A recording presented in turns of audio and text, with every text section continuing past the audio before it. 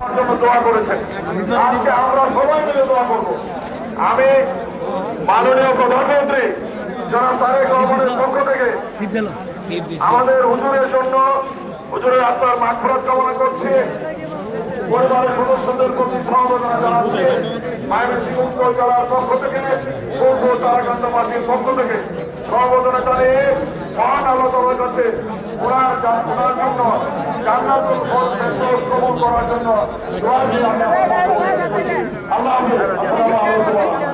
সম্মানিত উপস্থিতি, আমাদের সময় হাতে একেবারে কম, আমরা এখন বিরোধী আলোচনা অধীনে যাবো না, আমরা তাদেরকে দেওয়ার সুযোগ হবে না। এখন আমাদের মাঝে সংক্ষিপ্ত কথা বলবেন, সালামি করবেন পূর্ব জেলা আসনের সম্মানিত এমপি জনাব মাসুম মুস্তাফা।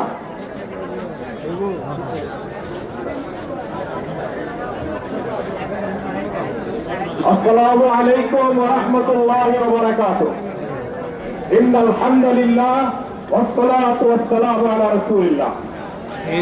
আমি জানাজা মরহুমের পরিবারের পক্ষ থেকে আপনাদের সকলকে আন্তরিক অভিনন্দন। প্রিয় ভাইরা আমার, আমাদের এই উপমহাদেশের অন্যতম শ্রেষ্ঠ আলেম দ্বীন এবং হুজুর